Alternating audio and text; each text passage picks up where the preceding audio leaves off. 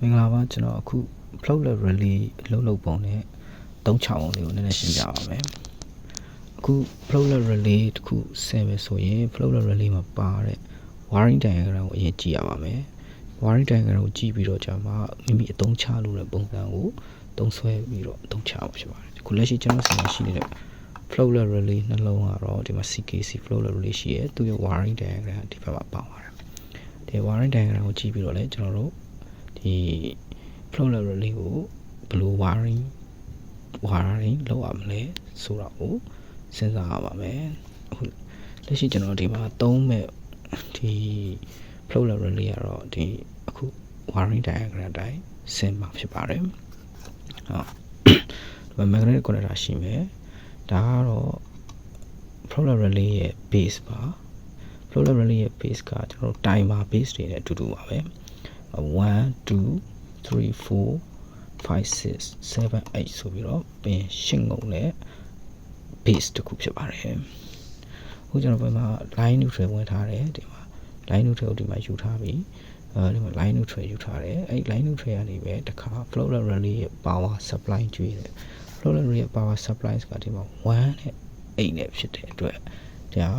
8နဲ့1ပင်ကို power supply ကျွေးမယ်ပြီးတော့ဒီမှာ3နဲ့4က NC 3နဲ့4က NC ဖြစ်ပြီးတော့2နဲ့3က NO ဖြစ်တဲ့အတွက်ဒီမှာကျွန်တော် phase ကို1ကနေ2ကို loop ပင်ယူထားပါတယ်1နဲ့2ကို loop ပင်ယူပြီးတော့ power supply ယူထားတယ်2နဲ့3နဲ့ NO ဖြစ်တဲ့အတွက်3ကပြန်ထွက်တဲ့2ကို magnetic conductor ရဲ့ supply ကိုပေးလိုက်တယ် A2 ပေးထားပါတယ် magnetic conductor ရဲ့ coil ကိုပေးထားပါတယ်ဒီမှာ line ကိုတော့သုံးဖို့ neutral ကိုတော့ဒီမှာတိုက်ရိုက်ချိန်ထားလို့ရပါတယ်ဒီမှာ neutral ကိုကျွန်တော်တိုက်ရိုက်ပေါင်းထားတဲ့သဘောပါပဲအဲ့မှာဒီ floater relay ရဲ့ sensor 3ချောင်းကဒီမှာဆိုရင်5 6 7ဖြစ်ပြီးတော့7ဟာ lower အောက်ဆုံးကျိုးဖြစ်ပြီးတော့6ကတော့ medium ကျိုးဖြစ်တယ်5ကတော့ high ကျိုးဖြစ်ပါတယ်အဲ့တော့ဒီမှာကျွန်တော်ဒီမှာ5 6 7ဖြစ်တဲ့အတွက်ဒီမှာ5ကိုကျွန်တော်က height ကျိုးထုတ်ထားပါတယ်5ကိုဒီမှာ height ဆိုတဲ့ကျိုးထုတ်ထားပါတယ်6က medium ကျိုးပါ6က medium ကျိုးဖြစ်ပြီးတော့7ကတော့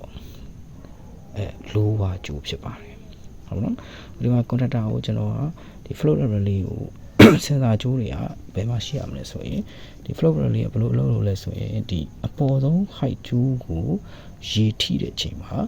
motor ရက်ရမယ်ဒါဆိုရင် conductor ကို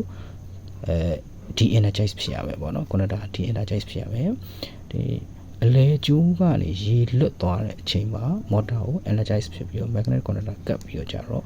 မီးဒီမှာတော့ကျွန်တော်မီးကိုသုံးထားတယ်ပေါ့နော် motor ကိုဆွဲရမှာဖြစ်ပါတယ်ဒါကိုကျွန်တော်စမ်းသပ်ပြပါမယ်ဟုတ်ကဲ့ဒီမှာပေါ့နော်ကျွန်တော်ဒီအနက်ကျိုးကဒါအောက်ဆုံးကျိုး low ကျိုးဖြစ်ပြီးတော့အဝါ medium ကျိုးပါအနီကတော့ high ကျိုးဖြစ်ပါတယ်အခုကျွန်တော်တို့ဒီလောလောဆယ်မှာတော့ဒီကျိုး3ချောင်းလုံးကရေထဲမှာမြုပ်နေတာဖြစ်တဲ့အတွက်ကြောင့်မလို့ဒါ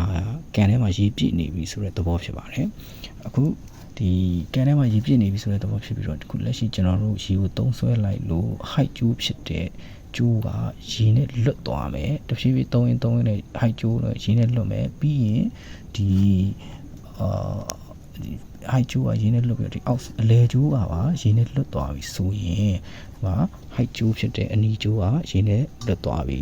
နောက်တစ်ခါဒီ medium ကျိုးအဝါပါရေနဲ့လွတ်တဲ့အချိန်မှာသူကမော်တာကိုအလိုလျောက်မောင်းပေးရမှာဖြစ်ပြီးတော့ magnetic connector ကပ်ပါမယ် magnetic connector ကပ်ပြီးတော့မော်တာကိုဆွဲနေမှာဖြစ်ပါတယ်ကျွန်တော်စမ်းသပ်ပြပါမယ်ဟောဒီမှာကျွန်တော်တို့မီးလေးလင်းလာပါပြီဒါဆိုတော့ motor run နေတယ်เนาะဟုတ်ပြီအဲ့ဒါဆိုလို့ရှိရင်ဒီ motor ကရေကိုမောင်းတင်နေရင်းနဲ့ဒါအလဲကျိုးကိုပြန်ထိမယ်အလဲကျိုးကိုပြန်ထိမယ်အလဲကျိုးကိုကျွန်တော်ရေထုတ်ချလိုက်တယ်ဒါဆိုအလဲကျိုးကိုရေထိသွားပြီဒီမှာအလဲကျိုးကိုရေထိပြီးတော့တဖြည်းဖြည်းနဲ့ရေပြည့်လာပြီးတော့အပေါ်ဆုံးကျိုး height ကျိုးကိုထိတဲ့အချိန်မှာတော့သူကheight ကျိုးကိုရောက်တဲ့အချိန်မှာတော့ဒီ motor ဟာရေပြည့်ပြီဖြစ်တဲ့အတွက်ကန်ထဲမှာရေပြည့်ဖြစ်တဲ့အတွက်ရပ်သွားမှာဖြစ်ပါတယ်ဟုတ်ကဲ့ရပ်သွားပြီဒါလေးကဒါဒီ floater relay အလုပ်လုပ်ပုံနဲ့အသုံးချပုံပဲဖြစ်ပါတယ်